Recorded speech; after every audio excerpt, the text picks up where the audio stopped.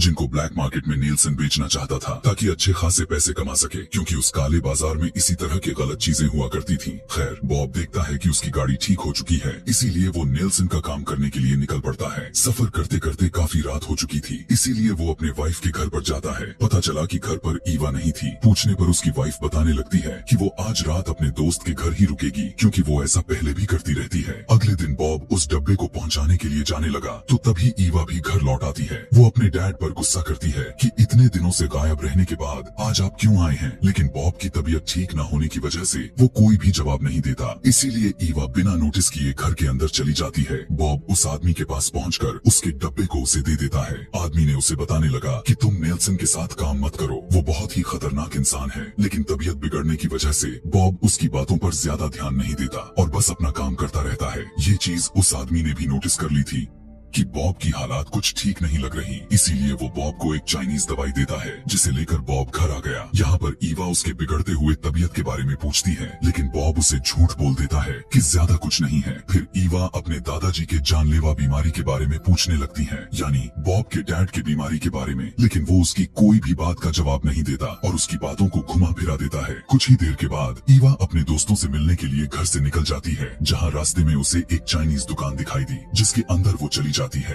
दरअसल अपने पिता बॉब की तरह उसे भी बीमारी थी, जिसके बारे में वो दुनिया के सामने नहीं लाना चाहती थी। शॉप में एक लेडी ईवा को एक दवाइयाँ दिखाती है, साथ साथ उसने उसे यह भी बताया कि अंदर एक डॉक्टर भी बैठा है, तुम उससे चेकअप करवा सकती हो। लेकिन यहाँ पर ईवा तो किसी डॉक्टर से मिलना ही नहीं चाहती थी, इसीलिए बस चाइनीज चाय का एक बॉक्स को लेकर वहाँ से निकल पड़ती है। फिर उसके दोस्त प्लान बनाते हैं कि काफी टाइम से एक मेंटल हॉस्पिटल है, तो चलो ना वहाँ घूमने चलते हैं। कुछ ही देर में ये सभी वहाँ पर पहुँच गए। हालांकि हॉस्पिटल को बंद किया गया था, लेकिन जैसे तैसे वो अंदर घुस ही जाते हैं। देखने में ये जगह काफी डरावनी लग रही थी, क्योंकि वीरान जो पड़ी हुई थी, इसीलिए वो लोग भूत आत्माओं की बातें करके हंसी मजाक करने लगते हैं। ईवा बताती है कि एक टाइम था जब मेरे दादाजी यहाँ एडमिट थे, क्योंकि उनको भी एक जानलेवा बीमारी थी और उसके पैदा होने से पहले ही चल बसे। ईवा यहाँ पर अपने दादाजी के फाइल को ढूंढकर उनके बीमारी के बारे में जानना चाहती थी। चलते चलते ये लोग बेसमेंट में आ गए, जहाँ पर उन्हें कोई दिखाई देता है जो सफेद कपड़े में लिपटा हुआ देखी। उसने जैसे ही इन लोगों को देखा, वो अचानक वहाँ से गायब हो जाता है, क्योंकि वो जो भी चीज थी इनसे डर गई थी। सभी बौखलाकर इधर उधर भागना शुरू कर देते हैं। ईवा की एक दोस्त तो इतना ज्यादा डर जाती है कि अचानक से ईवा का हाथ पकड़ लेती है, पर तभी उसने हैरान कर देने वाली चीज देखी, जिसे देखकर सभी काफी घबरा गए, क्योंकि ईवा की बाजू तो बीच से ही गायब हो रही थी और उसका हाथ ऐसा लग रहा था कि जैसा वो अलग हो गए हों। यह देखकर उसके दोस्त बुरी